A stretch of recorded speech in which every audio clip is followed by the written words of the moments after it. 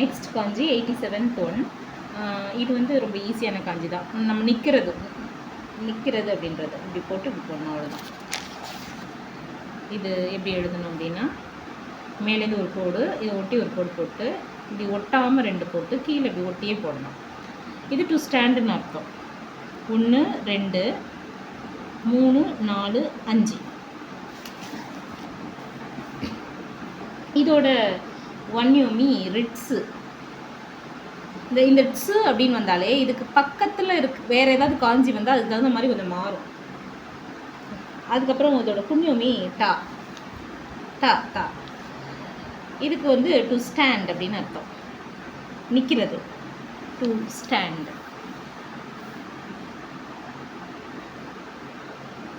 இப்போ first word இந்த காஞ்சியை எழுதிக்கிட்டு இதோட ஒரு ட்ஸு அப்படின்னு போடணும். இந்த புண்ணியோமியை எடுத்துக்கணும். தட்ஸு, தட்ஸு, தட்ஸு அப்படின்னா டு ஸ்டாண்டுன்னு அர்த்தம்.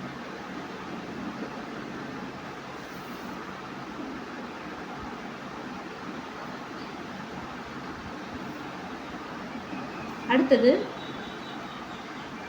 இதை போட்டு இதுக்கு பக்கத்தில் சாப்பாடு டு ஈட்டை போடணும். டு ஈட் அப்படிங்கிறத போட்டு டா இல்லையா, அந்த தபேரு அந்த இதை போடணும். இப்போ இதோட ஒன்யூமீஸ் தான் ரெண்டத்தையும் யூஸ் பண்ணுவோம்.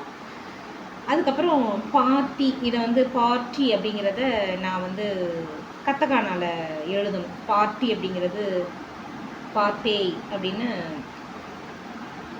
எழுதணும் இல்லையா, பார்ட்டி அப்படின்றத எழுதுகிறேன். பார்ட்டி இதை எப்படி எழுதணும், எப்படி சொல்லணும் அப்படின்னு சொன்னால், இந்த ரிட்ஸுவை யூஸ் பண்ணணும். ஆனால் வந்து இந்த ரிட்ஸுங்கிறது நார்மலாக இந்த சின்ன இதை டபுள் பண்ணுறதுக்கு தான் யூஸ் ஆகும். அடுத்ததாக வர என்ன இது இல்லை காஞ்சி இருக்கோ அதோடைய ஃபஸ்ட்டு லெட்டரை டபுள் பண்ணுற மாதிரி தான் வரும். இங்கேயும் நீங்கள் பார்த்தீங்கன்னா இது வந்து பட்ஸு, இது ஆக்சுவலாக இது பட்ஸு, இது வந்து ஷுட்ஸு. இதோட சேரும்போது இந்த ட்ஸு அப்படிங்கிறது வந்து ப்ரொனவுன்ஸ் ஆகாமல் அதோட அந்த ஹாஃப் லெட்டருக்கு போயிடும், அதாவது டபுளிங் த கான்சனண்ட்டுக்கு போயிடும். அப்போ ஷுப் பட்ஸு அப்படின்னு அதை எழுதணும். அதே மாதிரி தான் இங்கேயும் இது வந்து ஷோக்கு, இது வந்து நம்ம ஒன்யோமி ஷோக்கு, இது வந்து ரிட்ஸு இல்லையா. இந்த ரிட்ஸுவோட இது வந்து டபுளிங்க்கு போயிடும், ரிஷ் ஷோக்கு அப்படின்னு சொல்லணும். ரிஷ் ஷோக்கு, இந்த எஸ்ஸை இது டபுள் பண்ணுறதாயிடும். அப்போ இதை எப்படி எழுதணும்னா, ரிஷ் ஷோக்கு, ரிஷ் ஷோக்கு பாத்தி, பாத்தி பார்ட்டி, இது பார்ட்டி, ரிஷ் ஷோக்கு பாத்தி. இது எப்படி ஹிரகானால எழுதுறது அப்படின்றதையும் பார்ப்போம்.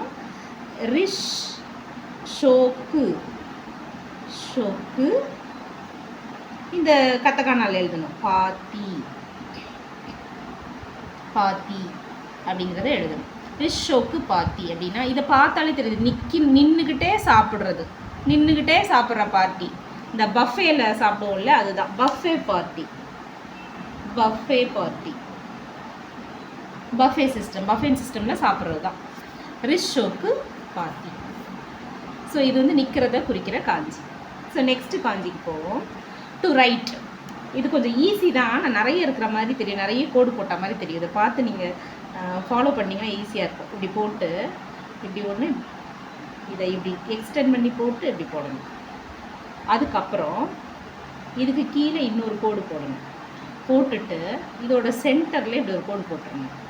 இதோடு நிறுத்தின்னு இது கீழே வரக்கூடாது. அதுக்கப்புறம் இங்கே கீழே ஒரு பாக்ஸ் இப்படி போடணும். இப்படி போட்டால் எழுதுறதுன்னு அர்த்தம். இதை இன்னொரு தடவை போட்டு காட்டுறேன். இப்படி போடணும். இதை இப்படி நல்லா இழுத்து போடணும். வெளியில் இங்கே ஒன்று போடணும், இதுக்கு கீழே ஒன்று போடணும், மேலேருந்து இப்படி போட்டு இதோடு நிறுத்திடணும். அதுக்கப்புறம் இப்படி ஒரு பாக்ஸ் போட்டு அதுக்குள்ளே ஒரு கோடு போடணும். 1 2 3 4 5 6 7 8 9 9 ஸ்டெப் காஞ்சி. 1 2 3 4 5 6 7 8 9. இது வந்து டு ரைட் அப்படின்னு அர்த்தம். இதோடைய ஒன்யோமி ஷோ, குன்யோமி கா. இது டு ரைட் அப்படின்னு அர்த்தம், எழுதுதல் அப்படின்னு அர்த்தம். To right. எழுதுதல், எழுதுதல் அப்படின்னு அர்த்தம். இதை வந்து வேர்டாக எழுதும்போது இதுவும் வேர்ப் தானே, ஒரு ஆக்ஷனை குறிக்குது. இதை இப்படி போட்டு இது கூட ஒரு கூ போடணும். இப்படி போட்டோம்னா இது எப்படி கு, இந்த காவை எடுத்துக்கணும். கக்கு கக்கு அப்படின்னு சொன்னால் டு ரைட்டுன்னு அர்த்தம். டு ரைட், கக்கு அப்படின்னு சொன்னால் டு ரைட். ரெண்டாவது தோக்கு ஷோ. ஆக்சுவலாக இந்த காஞ்சி ரொம்பவும் கொஞ்சம் டஃப்பு. நான் எழுதுனேன், பட் இது காஞ்சியை நீங்கள் எழுத வேண்டாம், பட்டு தெரிஞ்சுக்கிட்டா போதும். இது அப்படியே ஒரு காஞ்சி, அது கூட இந்த ரைட்டிங்கை எழுதணும்.